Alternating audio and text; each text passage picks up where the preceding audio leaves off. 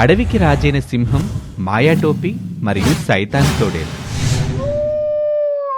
ఒక అడవిలో అడవికి రాజైన ముఫాసా అనే సింహం అడవిలోని జంతువుల్ని చక్కగా పరిపాలిస్తూ ఉండేది. ఆ సింహానికి భగీరా అనే పేరుగల పులి స్నేహితుడు. భగీరా కూడా మహారాజుకి పరిపాలనలో భాగంగా ఉండేది. ఒకరోజు కొన్ని జంతువులొచ్చి అడవికి రాజైన సింహంతో ఇలా చెప్పాయి. మహారాజా, నేను ఎంతో అల్లారు ముద్దుగా పెంచుకున్న నా 3 పిల్లల్ని ఒక క్రూరమైన తోడేలు చంపి తినేసింది. ఇంకా నాకు బ్రతకాలని లేదు. ఆ క్రూరమైన తోడేలుని మీరు ఎలాగైనా చంపి మిగిలిన జంతువుల పిల్లలని కాపాడండి. ఆ క్రూరమైన తోడేలు నా 2 పిల్లల్ని చంపి తినేసింది. నేనిప్పుడు ఎందుకు బ్రతకడం అనిపిస్తోంది మహారాజా. మన అడవిలో ఏం జరుగుతుంది? ఆ క్రూరమైన తోడేలు ఎవరు? వాడెవడో కనుక్కొని వాణ్ణి చంపిపడేయండి. అడవిలో తిరిగే పరిస్థితి రాకూడదు.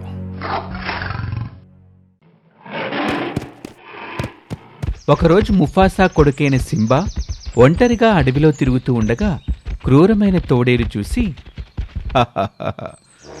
బలి దొరికావురా, నేను ఈ రోజు నిన్ను నమిలి తినేస్తాను అని చెప్పగానే సింబా అక్కడి నుంచి పరిగెడుతూ ఉంటుంది. ఆగురా, ఆగు, ఎక్కడికి పారిపోతావు? నువ్వు ఎక్కడికి పారిపోయినా నిన్ను ఈరోజు చంపటం ఖాయం.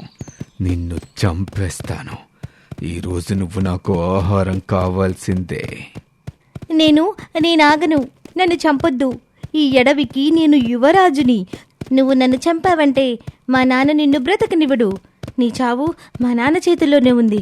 మర్యాదగా నిన్ను విడిచిపెట్టి పారిపో, లేకపోతే మా నాన్న చేతుల్లో నువ్వు చేస్తావు.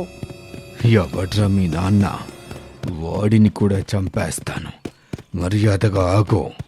అలా సింబా పరిగెత్తుకుంటూ తండ్రి ఉన్న చోటుకొచ్చేస్తుంది. నా రాజ్యంలోకొచ్చి నా పిల్లలను చంపాలని చూస్తావా? ఎంత ధైర్యం నీకు? భగీరా, ఈ తోడేల్ని చంపి ఈడ్చికెళ్ళి లోయలోకి విసిరేయి అని చెప్పగానే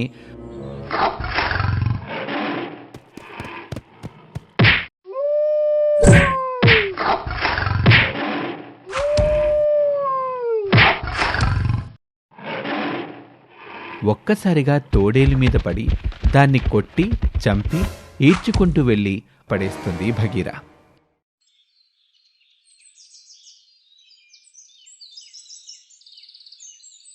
కానీ ఆ తోడేలు చనిపోయిందని అందరూ అనుకుంటారు.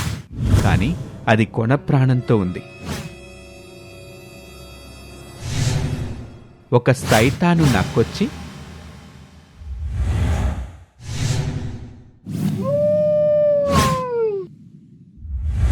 దాని ప్రాణం కాపాడి మంత్రతంత్రాలను ఉపయోగించి దానికి దుష్టశక్తిని నేర్పిస్తుంది. అప్పుడు ఆ సైతాన్ తోడేలు ఎన్ని రోజుల తర్వాత తిరిగి ప్రశాంతంగా ఉన్న అడవిలోకి ప్రవేశిస్తుంది. అడవిలోకొచ్చి ఒక ఏనుగు దగ్గరికి వెళ్తుంది. ఓం భీం క్లీం క్లీం ఫట్, నువ్వొక చిన్న కుక్కగా మారిపో అని చెప్పగానే ఆ ఏనుగు ఒక చిన్న కుక్కపిల్లగా మారిపోతుంది.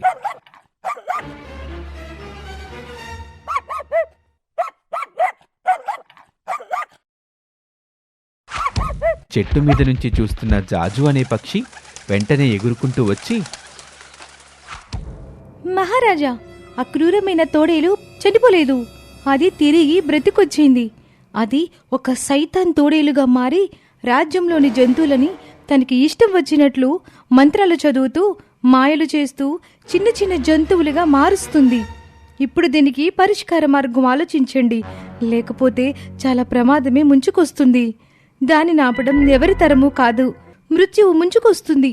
మీరే ఈ అడవిని కాపాడాలి, లేకపోతే అది మాయలతో మనలందరినీ చంపేస్తుంది. మహారాజా, నేను ఒక ఉపాయం చెప్తాను. ఏంటది? చెప్పు.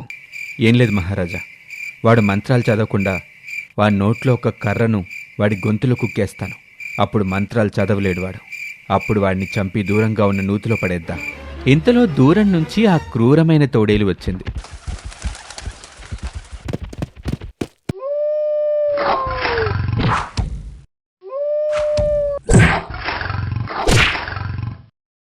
వెంటనే భగీరా యుద్ధం చేసి దాన్ని చంపి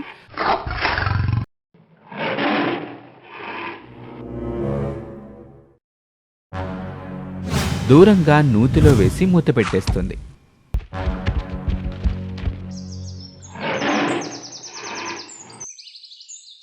ఈ నూతి మూతను ఎవ్వరూ తీయకూడదు. అడవిలో అందరికీ చెప్పండి. ఆ మూత తీసినట్లయితే అది ఒక భయంకరమైన సైతాను మనందరినీ చంపేస్తుంది. అది ఆత్మగా వచ్చి మనకు కనబడకుండా మనల్ని చంపేస్తుంది. ఈ విషయం అడవిలోని జంతువులు తెలుసుకొని ఆ నూతి దగ్గరకు ఎవ్వరూ వెళ్లకుండా ఉంటారు.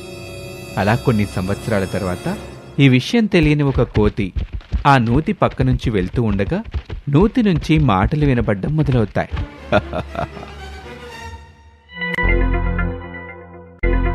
ఎందుకలా అడవంతా తిరుగుతున్నావు? ఆహారం కోసం వెతుకుతున్నావా? ఎవరు మాట్లాడేది? నాకు కనిపించట్లేదు, మాటలు మాత్రం వినబడుతున్నాయి. నీకు నేనెవరో తెలుసుకోవాలనుందా? ఒక్క విషయం చెప్తాను. ఈ నూతిలో మామిడి పండ్లు చాలా ఉన్నాయి. ఈ మూత తీసి వాటిని తినొచ్చు. రా, వచ్చి మూత తీ. రా, త్వరగా రా. ఈ నూతి మూత లాగి ఈ నూతిలో ఉన్న అరటి పళ్ళు మామిడి పండ్లు తిను.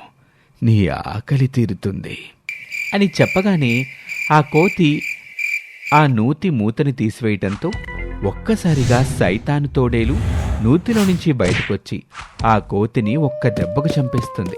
అలా నూతి నుంచి బయటకొచ్చిన సైతాను తోడేలు ముఫాసా దగ్గరికి వస్తుంది. కనబడకుండా మాట్లాడుతూ ఉంటుంది. ఈరోజు నా చేతిలో నువ్వైపోయావు. నేనిప్పుడు మామూలు తోడేలు కాదు, భయంకరమైన సైతాను తోడేలుని. నువ్వొక్క పిరికి పంద. నువ్వు మమ్మల్ని ఏమీ చేయలేవు. నువ్వు కనబడకుండా మమ్మల్ని ఏం చేద్దామని వచ్చావు? మళ్ళీ తిరిగి మా రాజ్యంలోకి ఎందుకు వచ్చావు? ఏం కావాలి నీకు?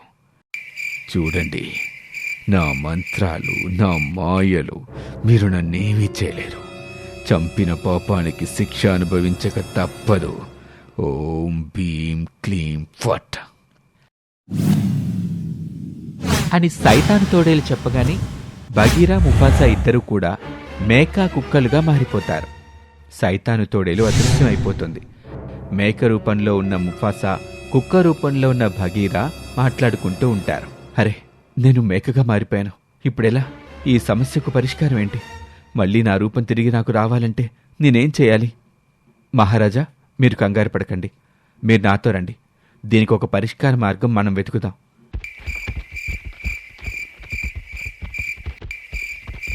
అని చెప్పి అక్కడి నుంచి బయలుదేరి అడవిలో తిరుగుతూ ఒక చెట్టు దేవత దగ్గరికి వచ్చి పరిష్కార మార్గం అడుగుతారు. చెట్టు దేవత, మేము పూర్వం ఉండే రూపంలోకి మేము వచ్చేలాగా చెయ్యి. ముఫాసాకి ఈ రూపం నుంచి విముక్తి లభించేటట్టు చేసి ఆ సైతాను తోడేల్ని చంపే మార్గం మాకు చూపించండి. ఇదిగో ఈ మాయా టోపీని ధరించండి. మీకు మీ రూపం తిరిగొస్తుంది. ఈ మాయా టోపీ ధరించినట్లయితే మీ పాత రూపం మీకు వచ్చి మీరు ఆ సైతాన్ తోడేలు దగ్గరకు వెళ్ళినప్పుడు అదృష్ట శక్తులు మీకొస్తాయి.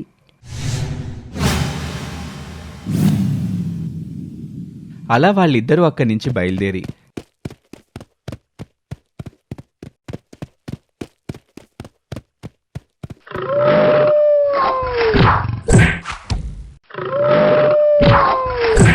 సైతాను తోడేలు దగ్గరికి వెళ్ళి భీకర యుద్ధం చేసి దానిని చంపేస్తాయి.